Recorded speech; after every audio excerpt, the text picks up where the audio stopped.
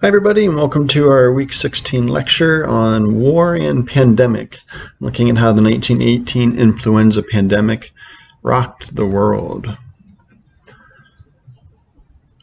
So as you'll recall from our discussion last week about the Black Plague in the 14th century, really after that event, no other thing compares historically, at least that we have any records of, to the 1918 influenza epidemic, commonly referred to incorrectly as the Spanish flu.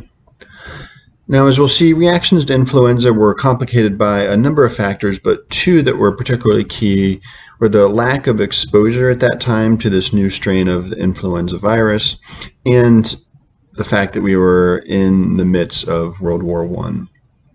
Because of that, political leaders, particularly in the United States, but also in other countries, had intentionally made efforts to try to keep public knowledge, particularly about the spread of the epidemic, as under wraps as possible.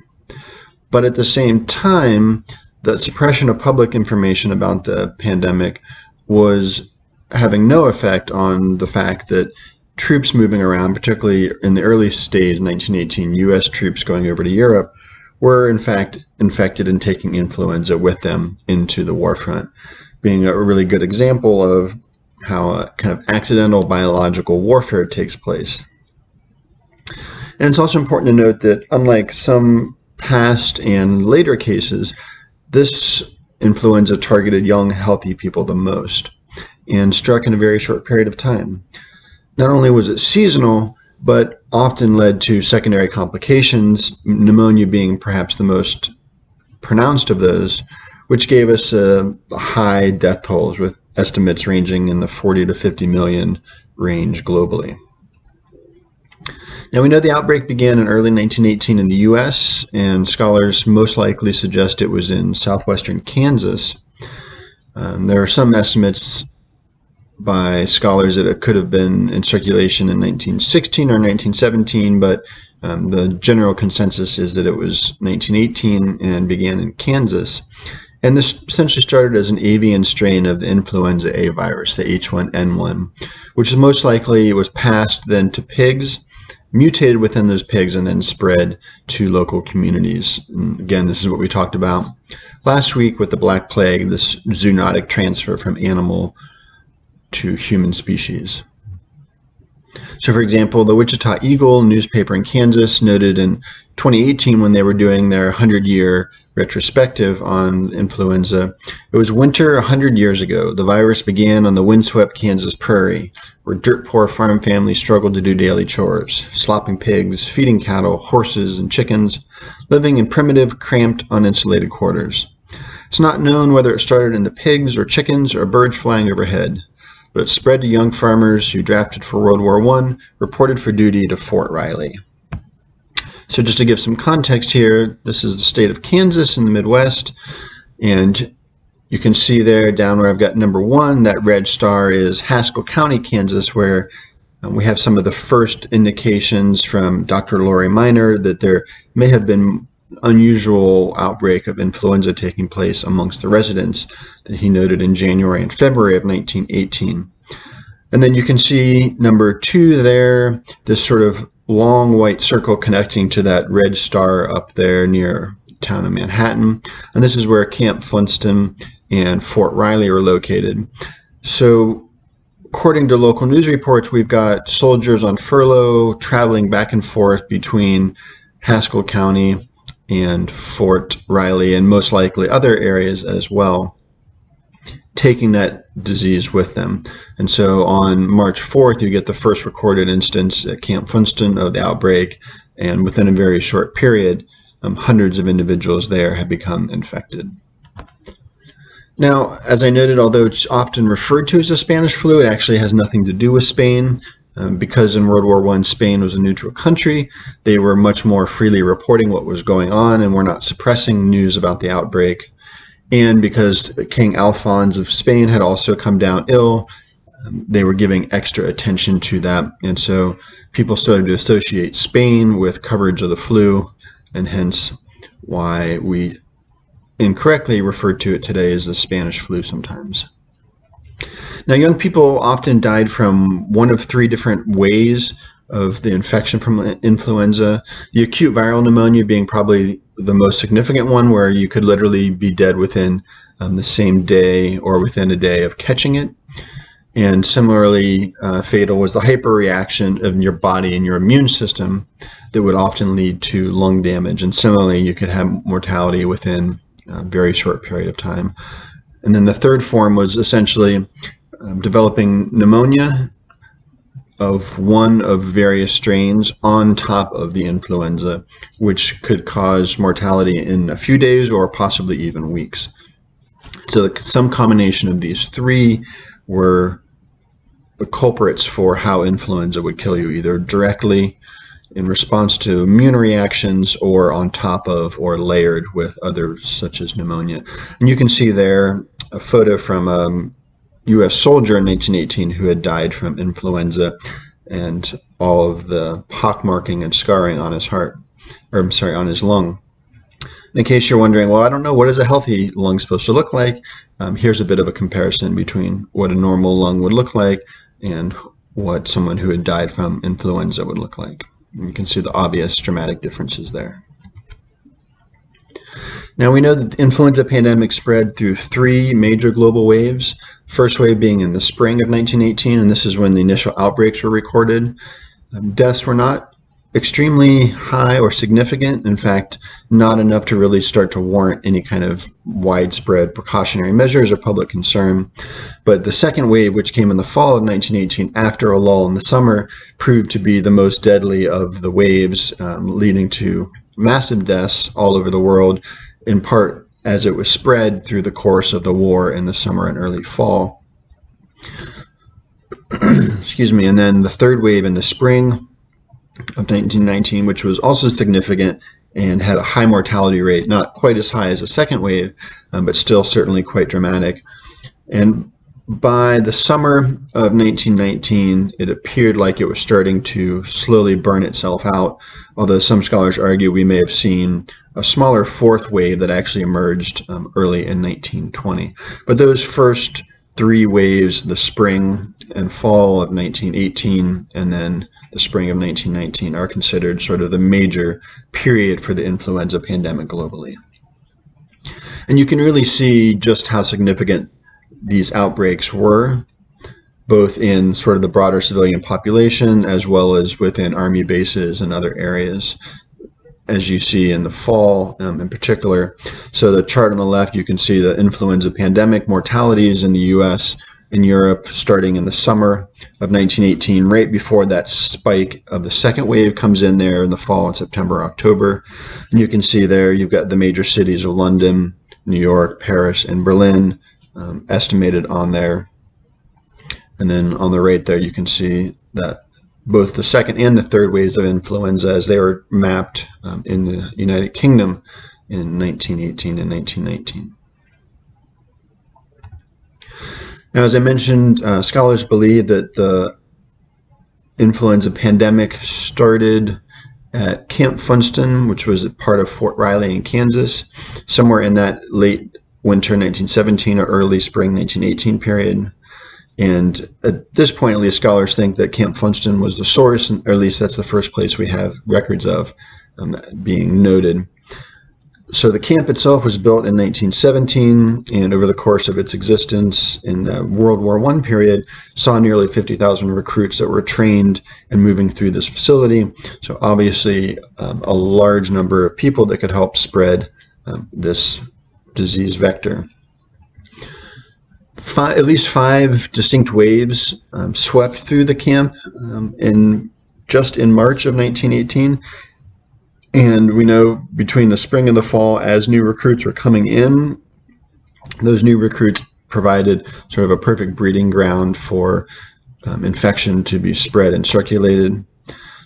You can see a famous picture there of the Camp Funston flu ward from March of 1918. So they estimate that about 14,000 soldiers were reported infected in that period while the camp was active in World War I, with over 900 deaths by the end of the war. Now, interestingly, Camp Winston also served as a detention camp for conscientious objectors at that same time, And you can see some of the temporary housing that was set up here, some of which was also used as quarantine spaces during the outbreaks. So what we think essentially happened is that you had, in 1918, a number, I think it was around 16 of these major Army cantonments, and these basically served as the training areas for the soldiers getting ready to go over to the European front. And as you can see, if we imagine that Camp Funston there in Kansas was one of the likely sources of the emergence of the virus, with a large number of bases between National Guard, Army, and other camps, it would have been very easy and very quick to spread to a large number of people, which then, as you can imagine, all of those soldiers on these troop transport ships over to Europe, packed in by the thousands, would have been the perfect breeding ground from those military facilities, then moving on to ships and then to the battlefronts there. So you can see, for example, in San Francisco at the Naval Training Station, one of the makeshift flu clinics, that was set up sometime in late 1918 or early 1919. So we know a lot about this because of reports that were produced both by soldiers in some of these camps as well as medical professionals. So for example, the division surgeon's report from Camp Funston in 1919 notes that never before in the history of this country, so far as the records show, either in the Army or in civil life, had the hospitals been so overwhelmingly crowded. Between September 15th and November 1st, 1918, so remember this is the second wave, 15,170 patients with influenza out of a total population for the military reservation of 63,374 were admitted to hospitals. And of those, about 9,105 were admitted to the base hospital, which was at Fort Riley. 2,624 patients also developed pneumonia. Of those, 941 died. And so the Surgeon General there notes, the mortality for that period of the epidemic at the fort was almost 40%. So this is a brief clip from a larger documentary called We Heard the Bells, which gives us a little bit of cultural and historical context for how people were experiencing this pandemic in 1918. In bustling cities and remote villages in the United States and around the world, orphaned children cried for their parents in 1918. People of all cultures struggled with this same terrible threat, and within a matter of months, as many as 50 million would be dead. What was that deadly threat?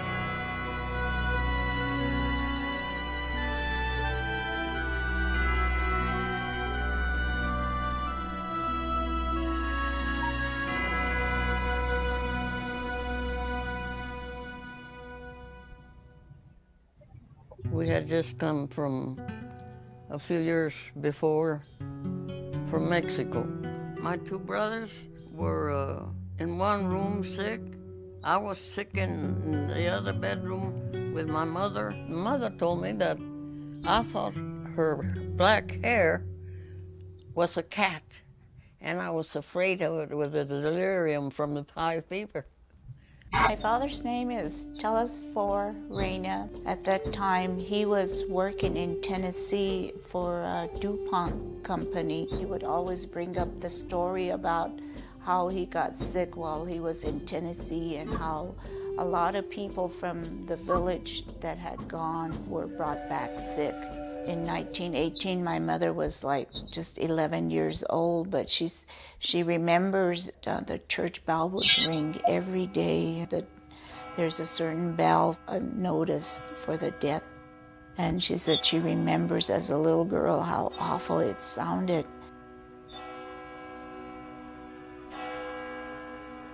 Back in 1918, I was between 10 and 12 years old, I would say. And I got the flu, and it was just my mother and I. We were two of my friends. We went to elementary school together, and both of them were stricken with the flu.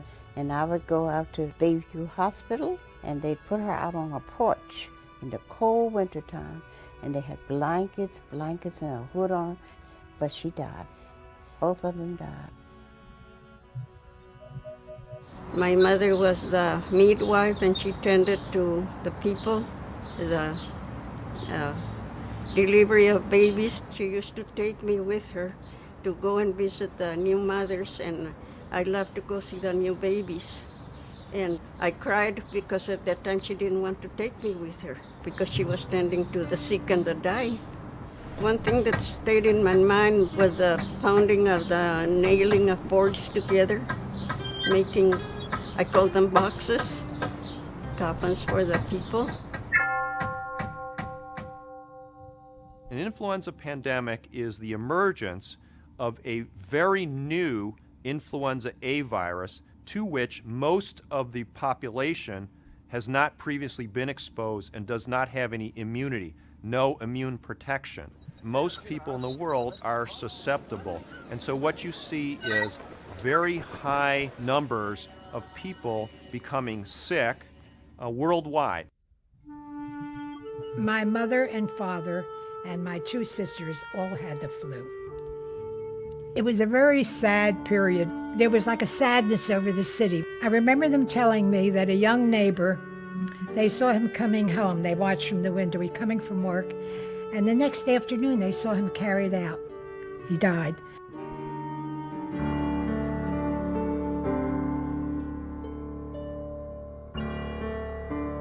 The influenza of 1918 was not only much more lethal than seasonal flu, the death rate was very high among young adults, strong young men and women working to support and care for their families. What was different about the flu that struck in 1918 and 1919? Brevig Mission is northwest of Nome, Alaska on the Bering Sea. The fact that Brevig exists today is remarkable. Since of the 80 residents in 1918, only 8 survived the flu pandemic. Over 50 years ago, a medical student with an interest in viruses found his way to the village. So I went out on the grave site and started to dig, and on the end of the second day, I found the first victim. Eventually I started to try to grow the virus, trying to find an alive influenza virus. Week after week after week after week, I got more and more discouraged. And eventually I had no more specimen. And the virus was dead. More than 25 years passed, and new techniques for extracting DNA and RNA inspired a young molecular pathologist to try to identify and describe the virus that caused the 1918 flu pandemic. We're hoping to learn from what we see in 1918 to apply it to the future, that we could understand how pandemics form and why particular flu viruses cause more disease than others. In March of 1997, in Science News, there it was, 1918 pandemic virus found. A small sequence had been discovered by Jeffrey Tarnberger. I wrote a letter saying, if you need more specimens, let me know and I will go back to Alaska.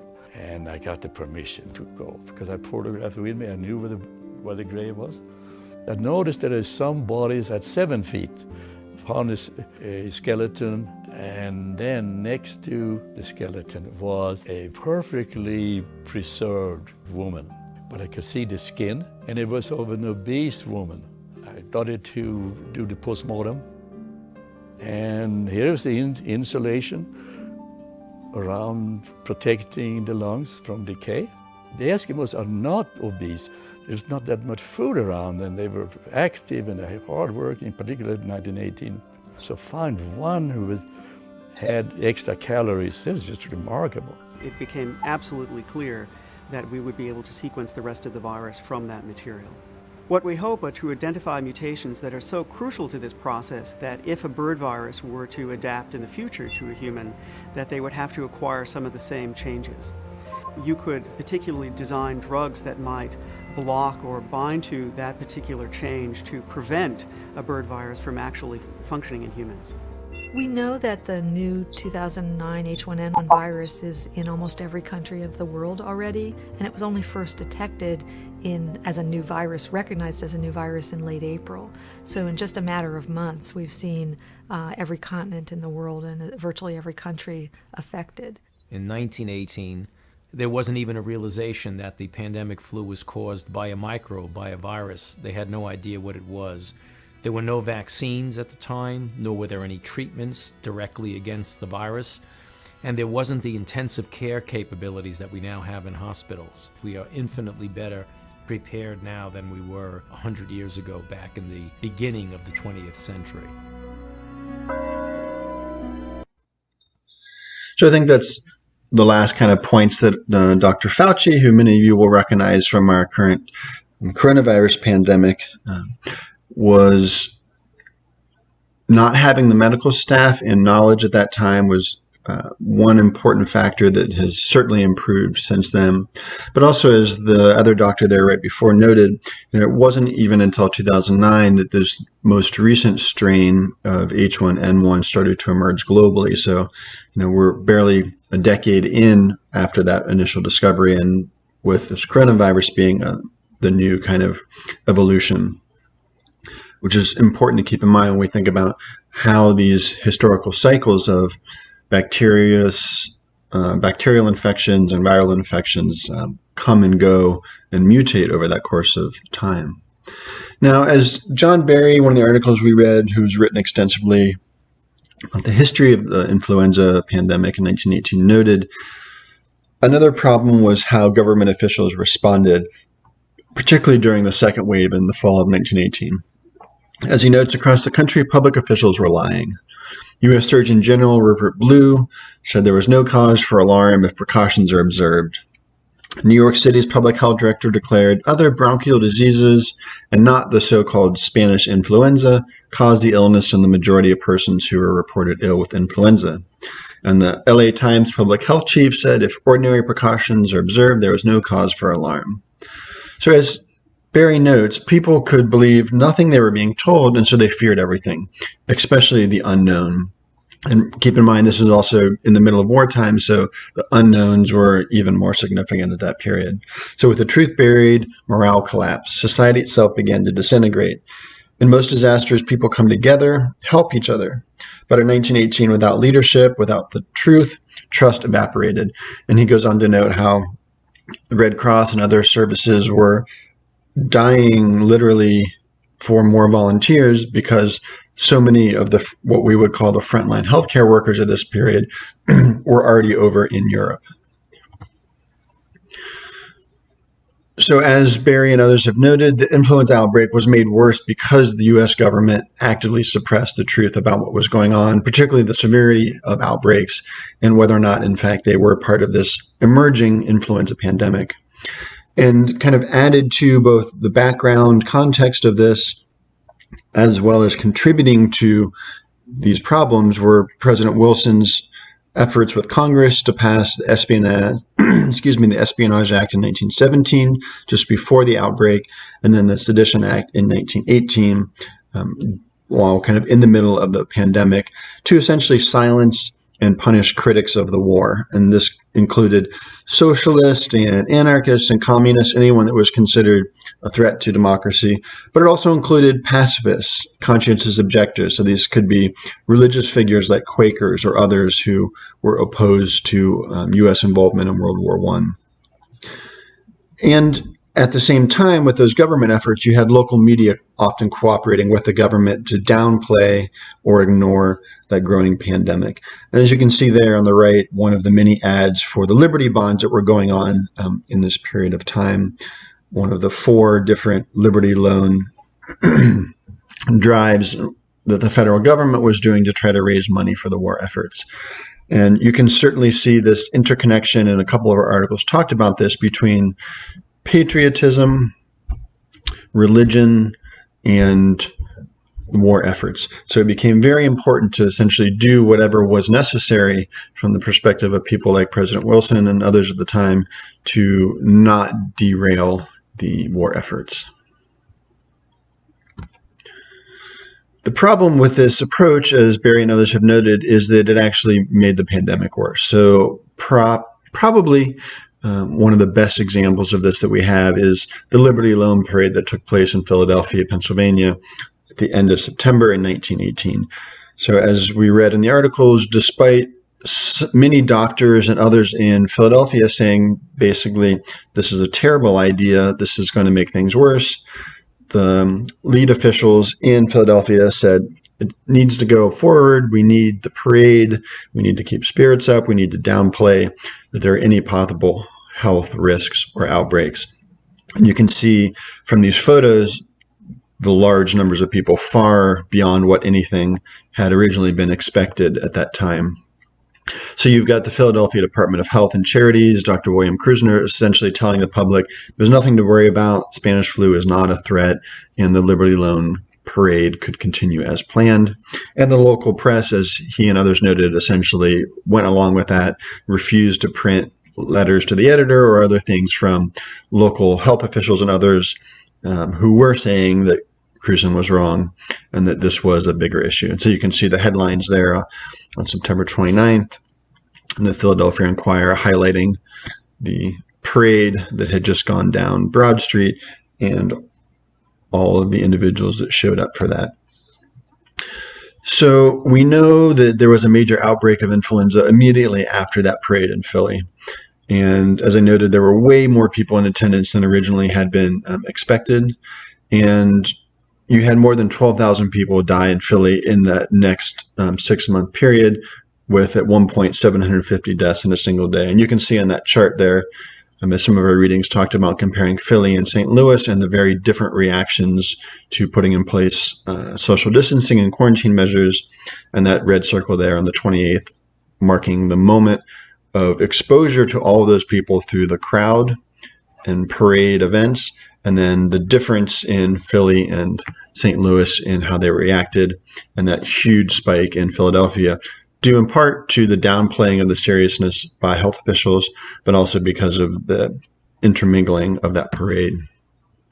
So by early fall 1918, cities all over the United States were finally beginning to really take this outbreak seriously, despite, as we saw, government efforts in some places like Philly to continue to downplay the seriousness. So similar to what we're seeing today with social distancing, many cities were putting various kinds of mandatory public quarantine measures into place, and these ranged sort of the gamut. Partial closures, asking different types of businesses to stagger their opening and closing hours, to, in some cases, particularly later in the fall, complete shutdowns, similar to what we've seen take place today. And also some cities put in place mandatory masks for the public, including fines for anyone who refused to wear a mask or was found in public without a mask. And so like we were experiencing today, everything from schools to churches to theaters to soda fountains to dance halls and pubs were all being closed down in the fall of 1918. And you can see this reflected in the news headlines. So this is October 5th, 1918 in Seattle. Churches, schools, shows closed. Epidemic puts ban on all public assemblies. And as you can see from the various headlines there, the war is still very much capturing the public imagination. And the Liberty loans, at this point, they're in the fourth drive, and you can see the little note there in the bottom left about police ordered to close public places. So various efforts going on.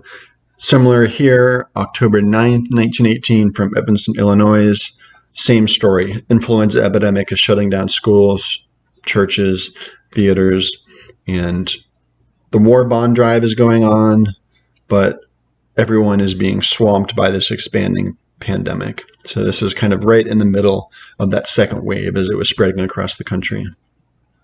So you can see there on the left this famous image from the Naval Aircraft Factory in Philly, warning people about the spread of the Spanish flu. And in this case, you've got, as the sign there notes, 1,500 cases in the Navy Yard and 30 deaths already reported. And this is an interesting part of the kind of view of how public health understood the problem at this time. So you've got the don't spit, because spitting may be one of the ways that this is being spread. And then also this emerging idea that will lead to, in California and other places, the emphasis on wearing masks, something we're very much seeing today, about coughing and sneezing being kind of a primary way that disease is spread. But here again, you see the connection to World War I and the use of gas in the battlefront.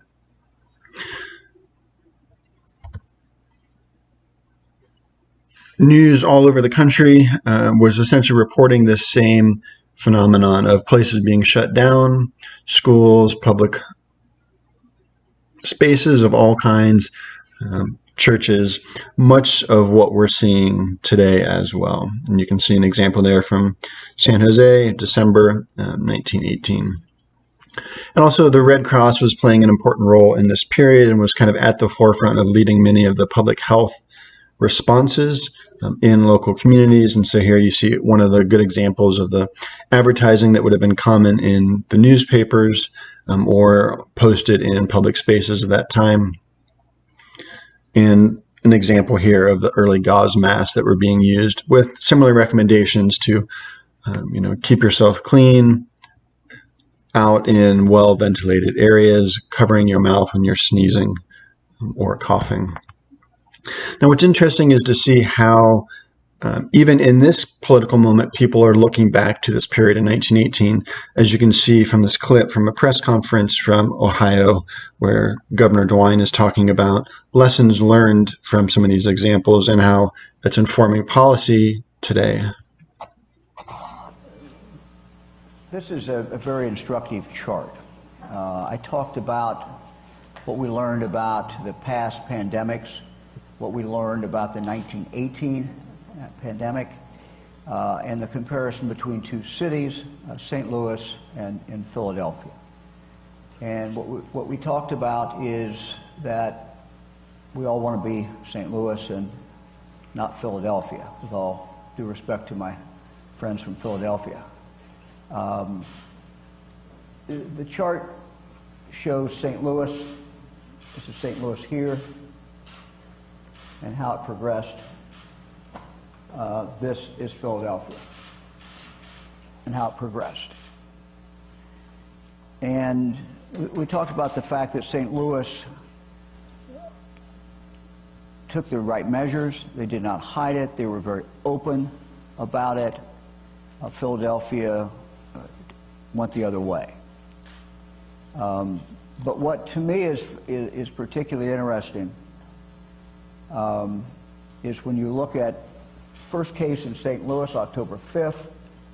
They started ordering social distancing October 7, 2 days later. Here, first case in Philadelphia, September 17th. They didn't move until October 3rd. So you've got 16 days here, 2 days here. And so the point is that sometimes when we're asked, why are we moving? Why are we doing this now? We still have a relatively large or small number of people who have been confirmed to have the coronavirus. And the answer is, as Dr. Acton has pointed out, this always lags behind. And the deaths are way, way behind. And the confirmations are behind. And so we have consulted every expert that we can find and read everything we can read. And so we're relying in the decisions that we make on what we know and the best available scientific data that we can get our hands on. So as DeWine notes there, even today, policymakers are looking back on these historical lessons from 1918 to see how different cities reacted to the influenza outbreak and what worked and what didn't in those periods. So just kind of give us a bit of a comparative sense here, a few different places. You can see New York and St. Louis. So he talked about St. Louis and Philly in that last example. And you can see here the social distancing measures or various public quarantines that were put into place. Now, what's interesting is if you look, I've got the red arrow there at the bottom, December 1st, 1918, you had a much longer period of social distancing measures put in place in New York, whereas in St. Louis, there was a brief period from early October to mid-November, and then things were lifted as people thought things were improving, which was the case in many cities in late fall. But then again, just sort of right as the social distancing measures stop in St. Louis, you see a big uptick again. And then once those measures are able to go back into place, things drop down. So by the time you get to January 5th, 1919, the levels are significantly lower in both places. But without a secondary spike in New York as you saw in St. Louis. And that'll be a trend that occurred in many cities who let sort of ease their restrictions in late fall of 1918. So I want to look a little bit more closely at San Francisco as a bit of a test case, since it's relevant for us here at Chico in California, and also because it's been fairly well documented.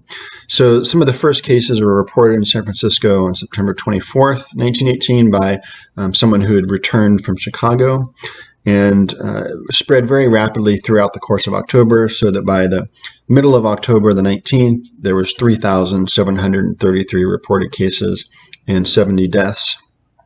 So that led the Board of Health on the 18th of October to close all the public amusement parks and schools, prohibit dances, various fraternal meetings and social gatherings, except public meetings.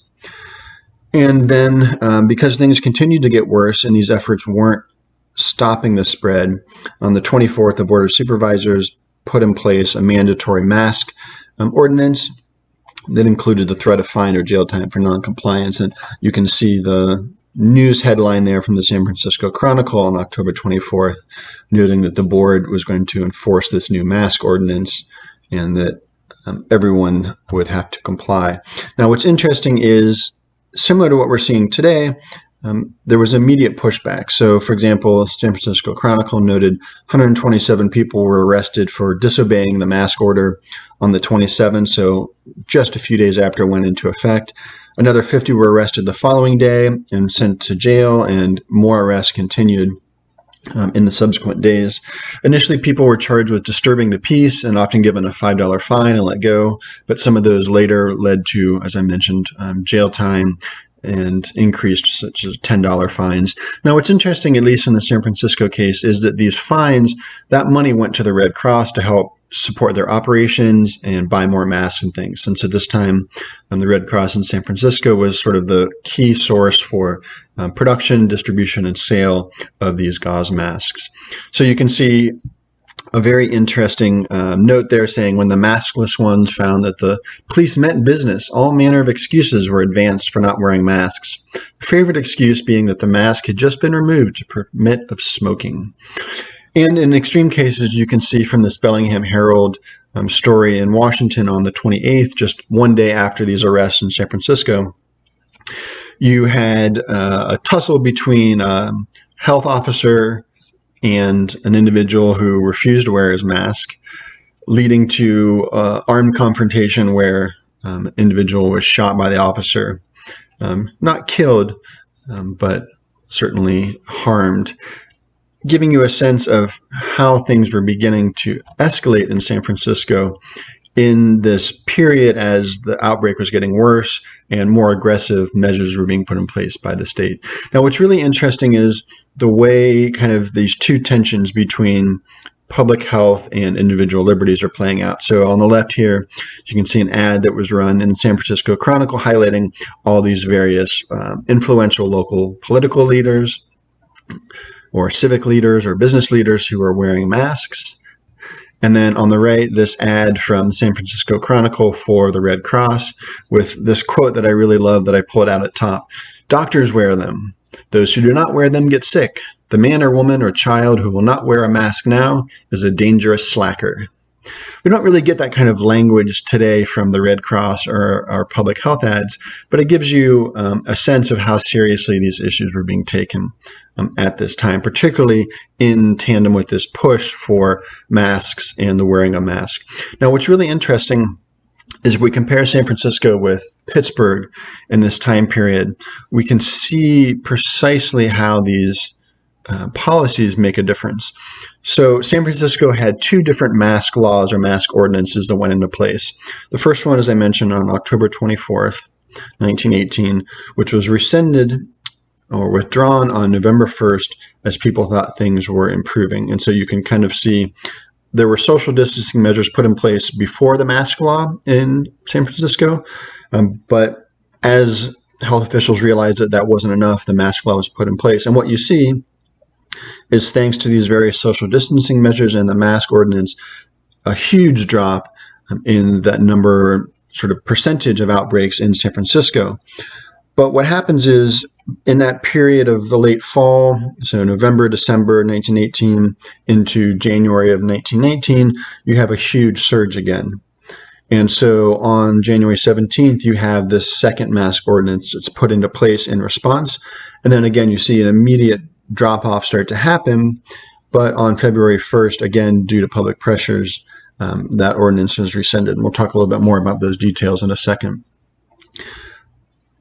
Similar in Pittsburgh, you have roughly the same period. They started just a bit earlier with their social distancing measures, but essentially stopped around the same time period. But what you didn't see is kind of a resurgent spike in Pittsburgh the same way as you saw in San Francisco. Now, some of that is due to population differences, but some of that also, scholars have suggested, may have to do with the impacts of the mask ordinance itself. So by the 31st of October 1918, you had 20,000 cases of influenza and 1,000 deaths in San Francisco. And at that time, the health officer, William Hassler, felt that things were starting to improve. And so, as I noted, on November 16th, the city began to lift restrictions. And then that mask ordinance expired on November 21st. And so, essentially, if you had been in San Francisco at the time, at noon, there were whistles that sounded all over town, kind of marking the end of the ordinance. And people were out on the streets celebrating, tearing their masks off, throwing them away. And you can see this kind of iconic picture here on the right of a family just before the whistle blew at noon, and then immediately after celebrating the fact that they can take their masks off now. And then just a few days later, on the 25th of November, the schools reopened in San Francisco. The problem, as we saw in that chart previously, is that a new surge follows immediately after these restrictions are lifted. And by the time we're into beginning of January, for example, January 10th, that single day, 600 new cases alone were reported, pushing the city to put these masks plans or the ordinances back into place. So you get that second mask ordinance January 17th, trying to help suppress this surge that had been happening between December and January after earlier efforts to open the city back up proved to be dangerous in terms of spreading the virus. Now, what was interesting is as the second push was made to have the public wear masks again and make them mandatory, you get significant backlash and public opposition, most famously in the form of what was known as the AntiMask League.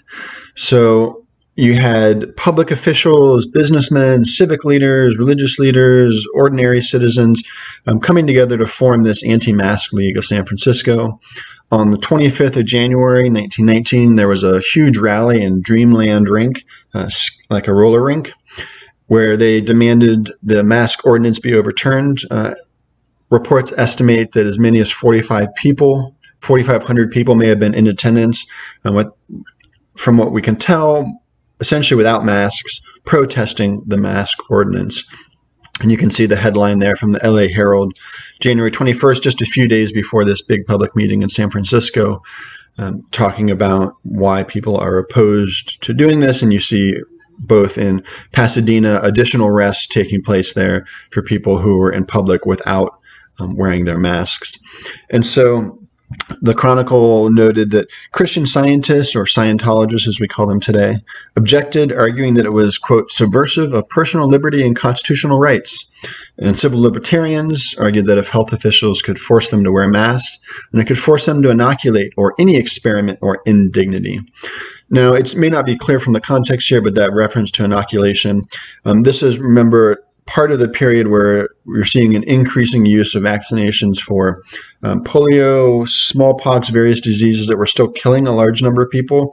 So we see kind of the beginning of a growing public movement to try to develop inoculations and treatments for some of these diseases, and also kind of pushback. So this is sort of the early anti-vax movement in a historical context here you're seeing references to from those comments.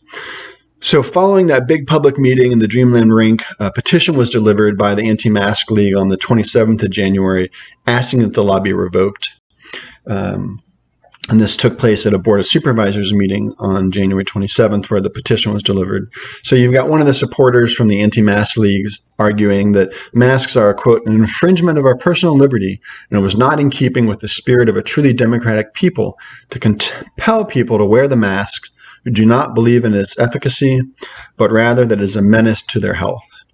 And Mayor at the time, James Rolfe, who was also in attendance, had a very let's say, crisp response to these claims that the mask ordinance was anti-democratic. So he says, democracy, who is there here with whether for or against the mask that are not for democracy? We are all for democracy.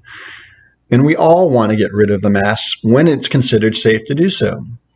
We should give our minds to serious matters instead of fighting the little inconveniences occasioned by the wearing of a mask for the protection of the general public. And he goes on to talk about how we should be more worried about how do we take care of the soldiers and troops that will be returning home. But due to this public pressure and backlash in San Francisco, the mask law was rescinded just a few days later on February 1st, 1919, ostensibly because the health officials there thought the rates had begun to decline enough that it was warranted. So we know now in hindsight that San Francisco ended up being one of the hardest hit cities in the United States by the end of the 1919 pandemic. And many scholars suggested that the combination of short quarantine periods and that removal of the mandatory mask provisions between the first and the second ordinances led to that increased spike in December and January 1918. San Francisco overall, their death rate from influenza and pneumonia together was quite serious. They had registering at about 673 deaths per 100,000 people. So to give you a sense, at that time in 1918, about 500,000 people were living in San Francisco. So in total, San Francisco had about 45,000 recorded cases of influenza and over 3,000 deaths in that period from 1918 to 1920. Now, it's very interesting to think about historical analogs and lessons here because the sort of Anti-Mask League in San Francisco is something that's playing out today, but on a much bigger scale and in a much broader context in terms of us being aware not only of what's happening, but of the public engaging with their opinions and reactions to this through social media. So you can see a screenshot here from a Fox News story reporting on these emerging rallies and protests to reopen the economy. In this case, they're looking at events between April 18th and May 2nd. Now, what's interesting is if you look, most of the states marked here in red are also states we'll see in another video clip here in a little bit where cases continue to be on the rise. So we had the zombie apocalypse, this is coronavirus protests at the Ohio State House on April 13th of 2020, demanding that Governor DeWine repeal stay-at-home and work closure rules. Just in the past week or two, we've seen increasing number and scale of protests. Michigan in the north, sort of in the upper left there, California in the upper right. The proverbial let them surfboard, I guess, needs to be in the shot, as well as an interesting association on the sign there above the surfboard saying that Xi Jinping is equal to Newsom, so comparing the leader of China with governor of California. There on the bottom left in Providence, Rhode Island, you've got emphasis about church and the necessity of reopening churches. And then there on the bottom right, you've got protests in Wisconsin and Madison at the Capitol, all kind of raising the same idea of the various restrictions are influencing and limiting public rights. So I've got two clips here to kind of help us think about the kind of both the contemporary context and the way we're seeing echoes today of some of these ideas from 1918, 1919. These protesters were not interested in social distancing. As activists held their rally outside the state capitol building here, many are openly dismissive of the science and increasingly seething at the economic cost that they are paying. This arbitrary and unconstitutional overreach has destroyed my career. I had a good paying career, paying my bills, earning good money. Now I'm subject to trying to find a job for $20 an hour because I will not be able to get my job back. The crowd here was not just angry, there was also a patriotic fervour, and many who feel that staying at home is somehow un-American. Diane Ventura has seen her business put in peril, and she wants Americans to defy the official guidelines. My biggest fear right now is how quick American patriots crumbled and hid in their homes because their government told them that they should. We can't hide in our homes and not produce for our families and for future generations because of a virus that may kill us. So what do I say to the science? I say I don't believe your science because I believe my God. One state representative and a registered nurse gently rebuked the protesters.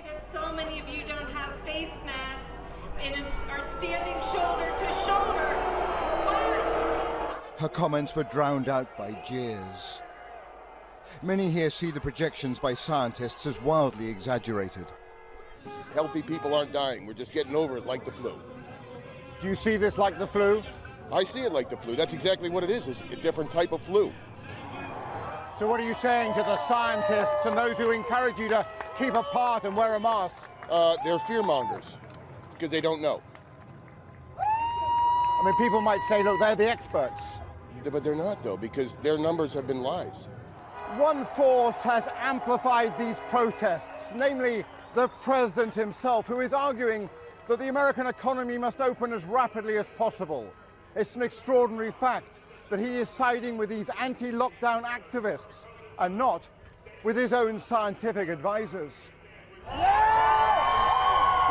These protesters are a minority of Americans, but they are a potent coalition of gun rights activists and those fearful of the economic carnage unfolding. As the lockdown continues, these are voices of protest that will only grow in number. Robert Moore, News at 10, in Harrisburg, Pennsylvania. So it may not have been clear there at the end, but there, again, you're getting religious songs there from those folks on the steps. So you're seeing, again, this interconnection between religious arguments, patriotic arguments, and a theme that we'll see importantly play out again in 1918. So this is the second clip kind of looking at another side of the story today in contemporary context. Good evening, and we have made it through another week together here, another trying week in this country for so many, for the families who have lost loved ones battling this virus, who are still battling the virus, and for the families across this country struggling to make ends meet, to put food on the table, the workers who want to get back to work. All of it a real test, and all of it leading to growing protests over how to do this and the timing. Some of those protests very heated, some demonstrators armed, and the president tonight defending some of those protesters. The death toll growing in the U.S., more than 64,000 lives lost, nearly 10,000 more just since Monday. 18 states tonight still seeing the number of cases rise. Here in New York, the last patients leaving the Javits Center, but the beds and equipment will stay there as a precaution, with authorities bracing for a second wave this fall, and schools now closed in New York for the rest of the year. The Massachusetts governor tonight ordering people to wear face coverings in public after the state saw its highest one-day death toll this week. And the images from Texas tonight, restaurants and stores are opening up, even as that state reported its highest death toll yet. These are the difficult decisions playing out in so many states. And late today, more protests. This one right here in Huntington Beach, California, people frustrated with life on hold. And all of this as late today, the FDA fast-tracked its approval of remdesivir, the first treatment to show promise. So we will get to it all here on a Friday night. And ABC's Whit Johnson leads us off. These are the images that have now been seen across the country. Angry protesters, some of them armed, spilling into the Capitol in Michigan, demanding the country reopen. Today, President Trump tweeting his support for demonstrators, saying the governor of Michigan should give a little and put out the fire. These are very good people, but they are angry. They want their lives back again safely. Today, the governor saying she understands people are feeling restless and want to get back to work, but says she found some of the images she saw disturbing. Swastikas and Confederate flags, nooses, and automatic rifles do not represent who we are as Michiganders. A flashpoint in this debate over how and when to reopen the country, from Chicago to Indianapolis to California. They'll take our freedom! In Huntington Beach, hundreds of protesters swarming the coast. officers managing crowds on horseback just 24 hours after California's governor ordered the closure of all beaches in Orange County.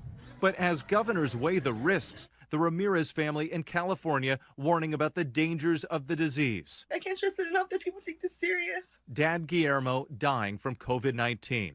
11 other family members getting sick, except for daughter Alexia, who couldn't even get close to her mother to comfort her. She just sat down and was crying and said, "That's it, your dad's gone. Your dad is gone." And I couldn't even hug her. I just had to watch her cry. Nationwide, at least 36 states now easing some restrictions by the end of next week. But cases of the virus still rising in at least 18 states. In Texas today, restaurants filling up with customers in Houston, and shopping malls opening too at 25% capacity, just a day after the state saw its deadliest day. In Oklahoma, crowds flocking to malls, some people not wearing face masks. But tonight, a lockdown in Gallup, New Mexico, after a spike in cases, one of the highest infection rates in the country. This motel converted into a respiratory clinic to treat COVID patients. In Michigan, a warning from a doctor on the front lines. In rural parts of this country, there is no way that we are near a peak. The fact that people think because numbers are low that are reported that we are in the clear, that it's not coming, that is absolutely ridiculous. As New York State descends from its peak, still around 1,000 new cases per day. It's a lot better than where we were, for sure, but 1,000 new cases every day is still a very high infection rate. It's still a burden on the hospital system. Doctors still battling the virus around the clock at Mount Sinai Morningside, treating patients like Warner Vega. Kind of gasping for air, not able to take deep breaths, and just chest pain every time I did breathe or move. The 33-year-old father suffering a blood clot. So you had what's called a pulmonary embolism, a big blood clot that went to the lungs. And we're seeing that even in some healthy young people who have COVID. So you're a pretty tough guy to get through all of that. And a symbol of sacrifice. 66-year-old Paul Carey, a paramedic from Colorado, who raced to New York to volunteer, died from coronavirus. So many people came to help, but Paul gave his life for us. Tonight, the FDA fast-tracking the first potential treatment against coronavirus for emergency use, remdesivir, after early trial results showed it could cut the disease's course from 15 to 11 days. Tonight, that wet market in Wuhan back in the spotlight as the head of the European Union joins calls for a probe into the origin of the virus. Just yesterday, President Trump suggested he's seen evidence to support a theory being pushed by some conservative outlets that the virus originated in a lab in Wuhan. Today, Trump responding to questions about those claims. We'll be talking to you about it at a later date when we really know some good hard facts. Right. But I've seen probably every version of most of the things you've heard and some of the things you haven't heard. Yesterday, the U.S. intelligence community acknowledging it's investigating whether the virus was the result of an accident at a lab in Wuhan, but agreeing with scientific consensus that the COVID-19 virus was not man-made or genetically modified. While here in New York, another milestone. Mount Sinai's very first COVID patient finally discharged after 54 days in the hospital. Yeah, that was just incredible. 54 days. That was great news. Whit Johnson back with us tonight. And Whit, there's also that new report this evening warning that Americans, that the U.S. should be prepared to deal with this pandemic for up to 2 years. That obviously got our attention. It's just one study, but it does urge caution and says, in essence, Americans should be ready for a possible second wave and other spikes along the way.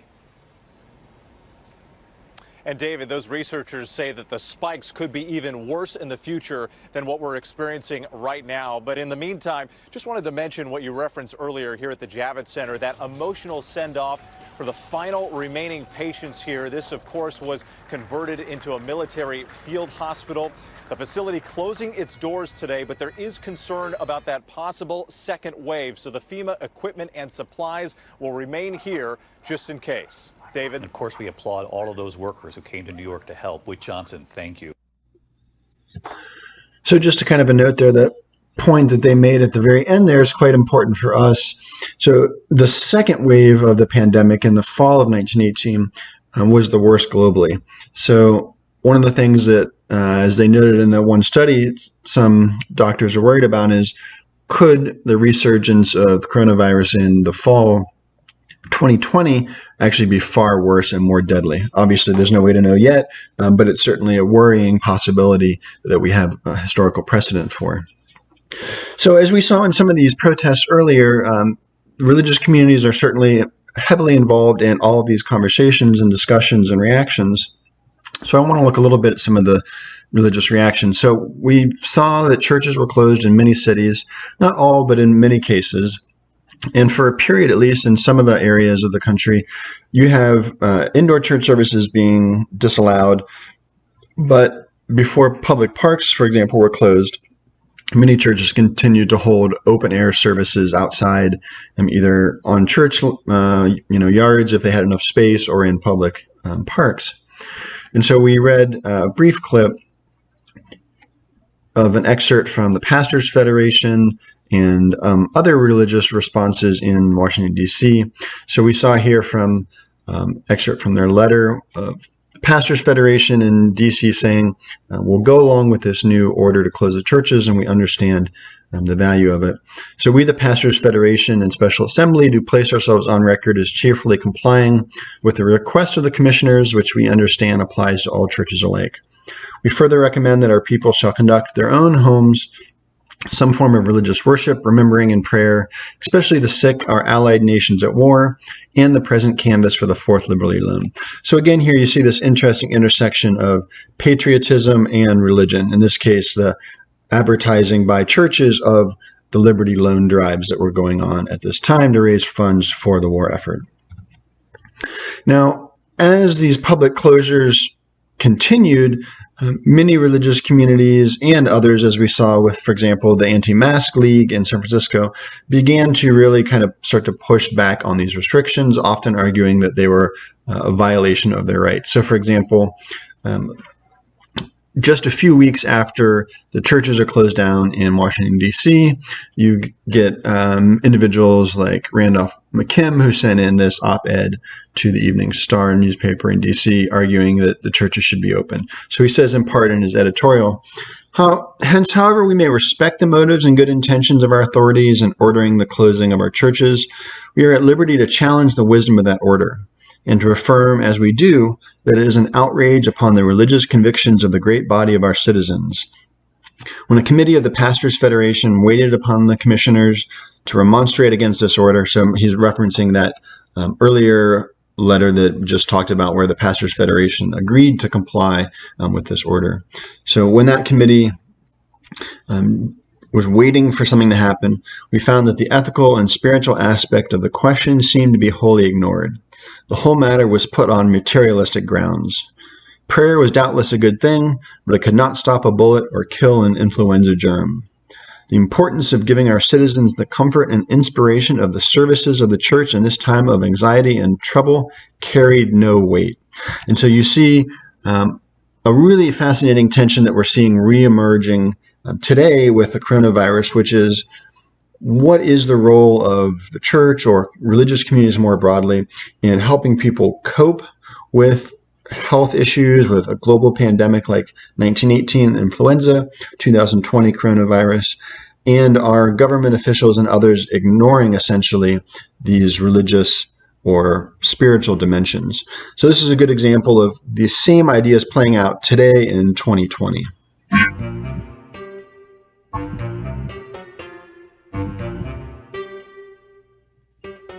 They don't want us to do this, but just turn around and greet 2 or 3 people. Tell them you love them. Jesus loves them. Now, interestingly, Rodney Howard Brown was one of the evangelists that was arrested the safest place.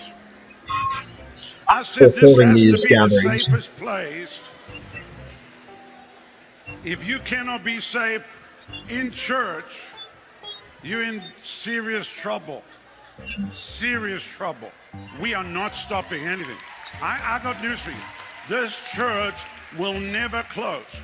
The only time the church is closed is when the rapture's taking place. This Bible school is open because we're raising up revivalists, not pansies.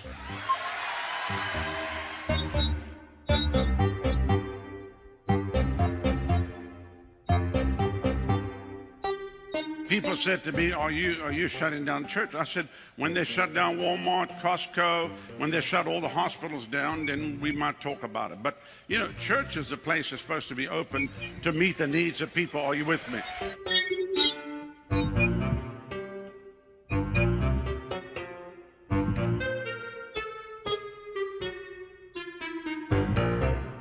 Of course, this poll tells us nothing about religious individuals, just so Democrats and Republicans. 149,000 people got infected, and there's been 5,600 deaths out of 7.5 billion people.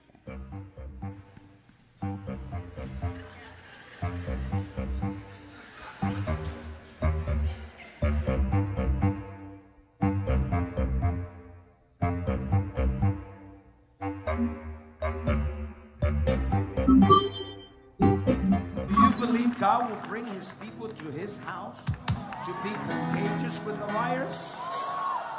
Of course not. So welcome to the house of God. The atmosphere, everything in this house is the presence, the power of God. And in the presence of God, no virus can stand.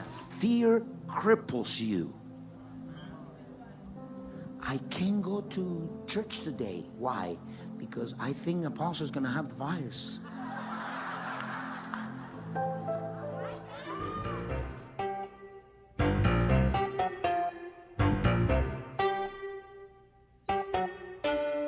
Obama honored the enemies of Israel. Trump honors Israel. And it's a massive difference. And because of that, I predict America will be minimally affected by coronavirus. And because of the administration that stands in this land, who honor me, who honor the covenants of your forefathers and of the Constitution, and because they have aligned themselves with Israel, and because they have sided on the right side of life, life in the womb, life given outside of the womb. Therefore, I give life to this nation and I give mercy. Do not fear. This virus is the Spirit of God.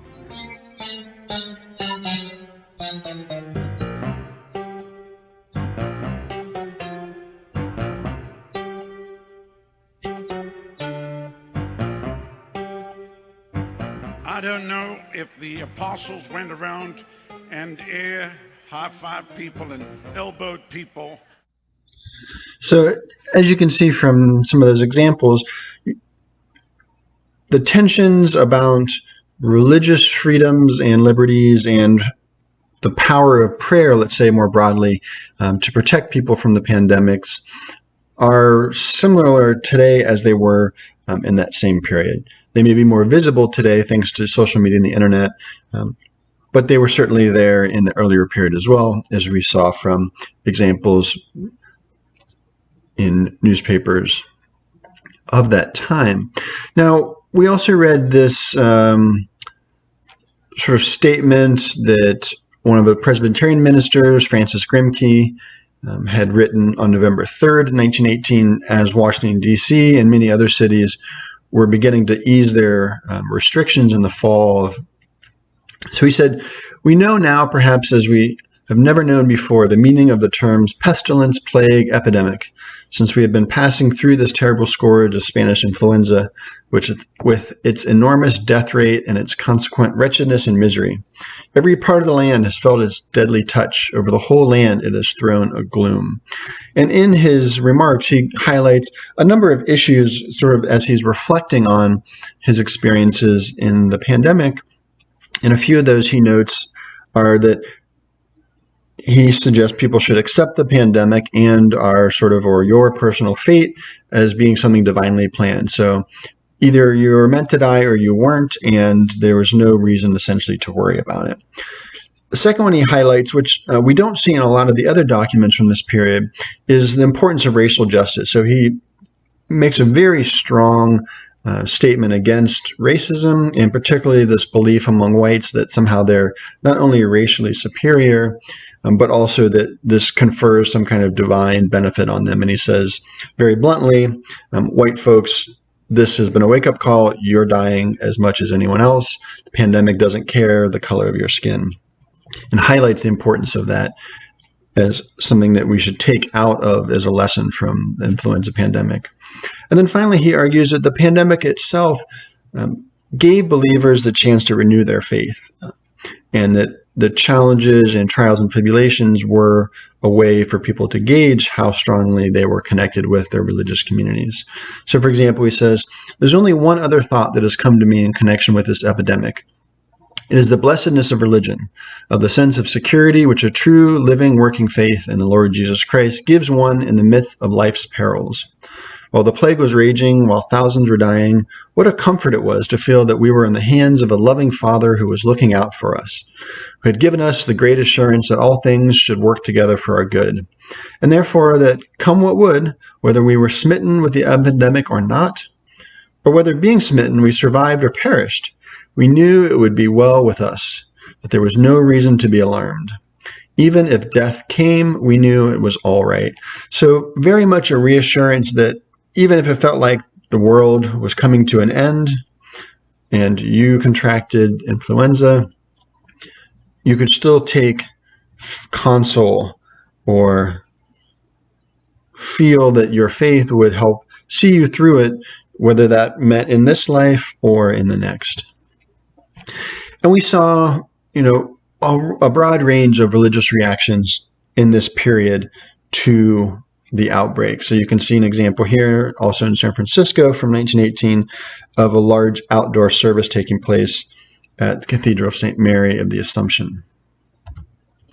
Now, perhaps the most interestingly in terms of religious figures in this period was the famous old-time religion revivalist Billy Sunday, who traveled all over the United States for a long period of time in the early 1900s, and was known for his flashy style of revival preaching, as well as his general sort of character.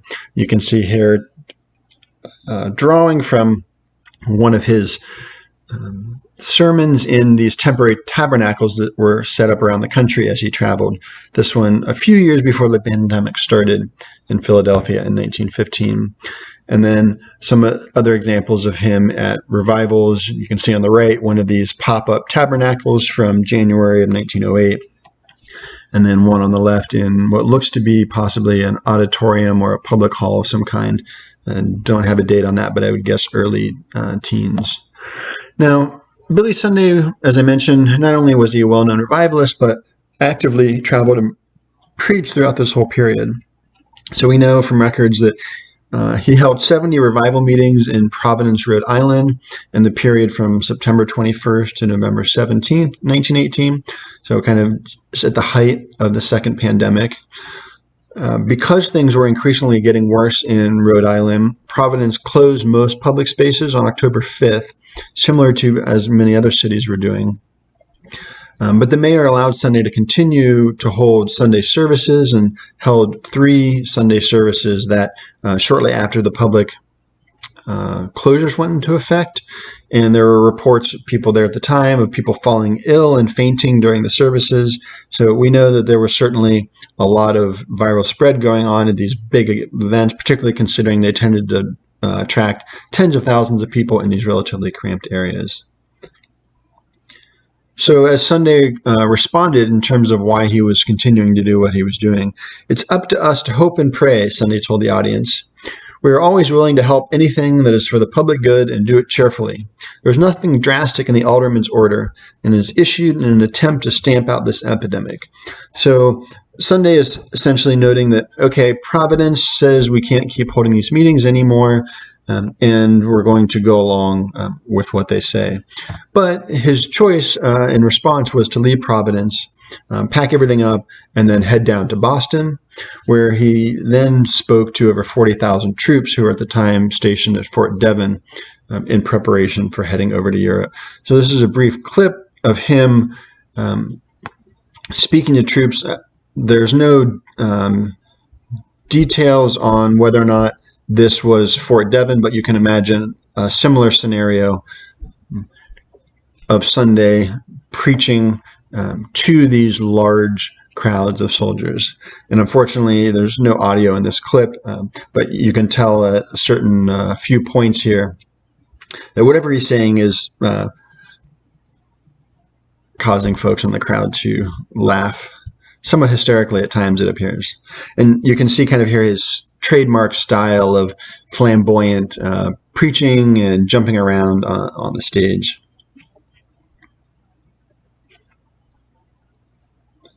But you can imagine this is a perfect area for influenza to be spread. All of these people all packed together, and then imagine many of these getting on troop transport ships to then go over to Europe. So I thought it might be interesting to see, there's very little footage that still exists of Billy Sunday actually preaching, but this is an interesting little clip from the same British news agency that gives us a sense of what it might have been like to be in a crowd and hear him preaching.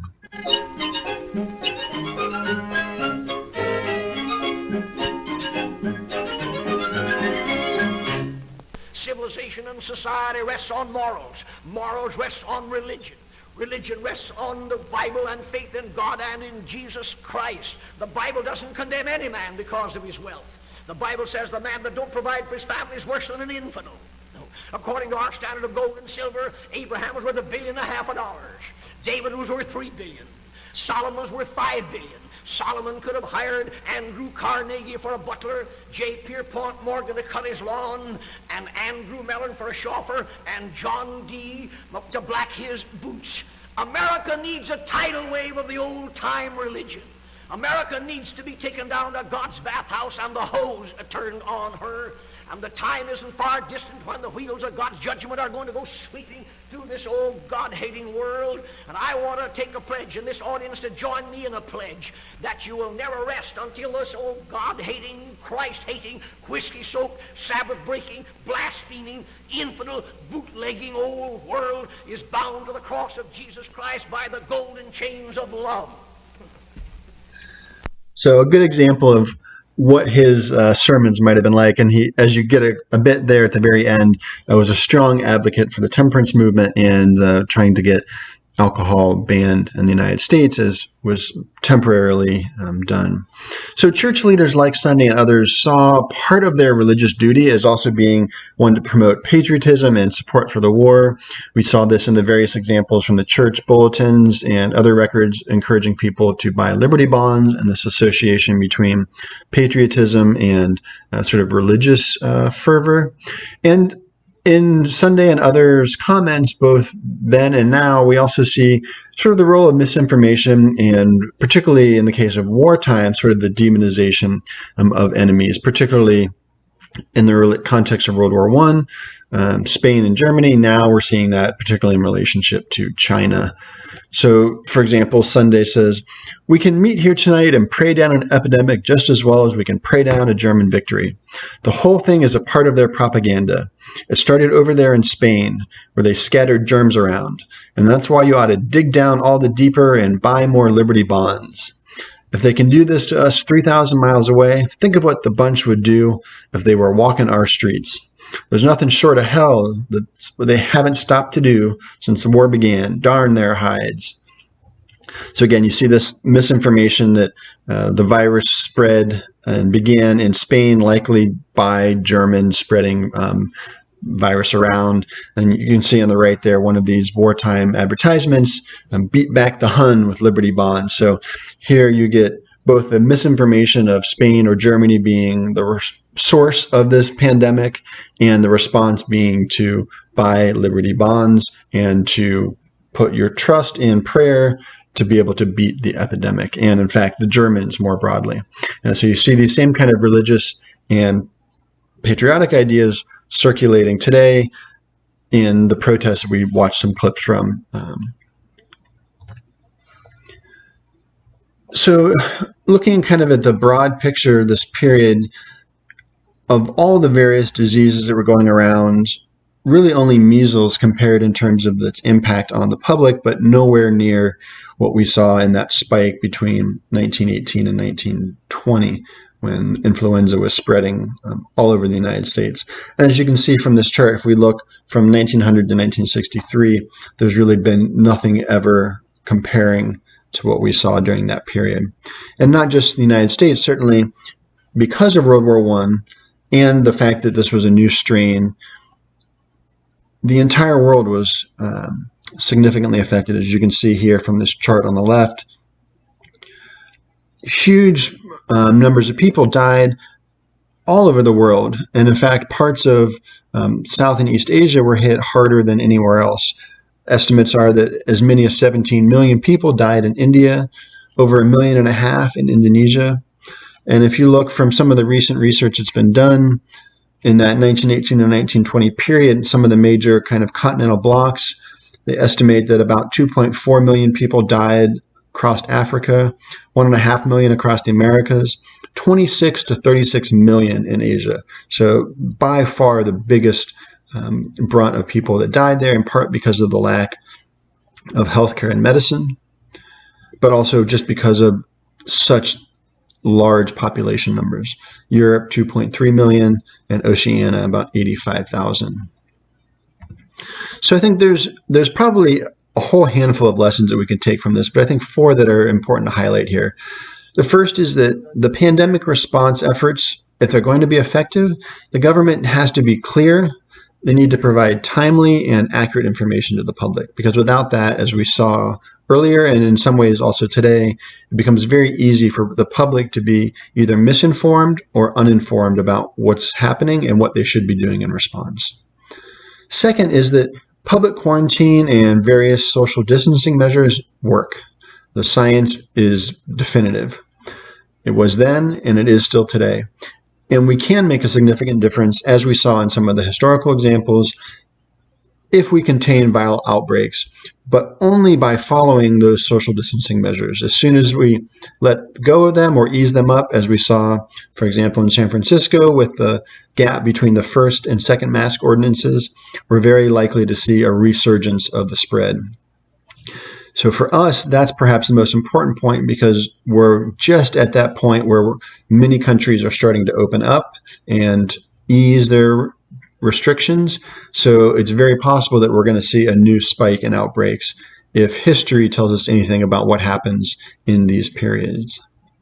Now, the third lesson is that, as we saw in the last lecture with the Black Plague in the 14th century, and now with the 1918 influenza pandemic, these disease outbreaks often go in waves, and it's often not the first outbreak or the first wave that's actually the most deadly. And that's something that should be particularly poignant for us, because the fall of 2020 will effectively be the equivalent of the second wave of what we saw with influenza in 1918. So the question is, will we see a reoccurrence of that type of incident at that scale, or thanks to modern medicine and various distancing practices, and perhaps the nature of this new virus itself, will this play out differently? We'll have to wait and see.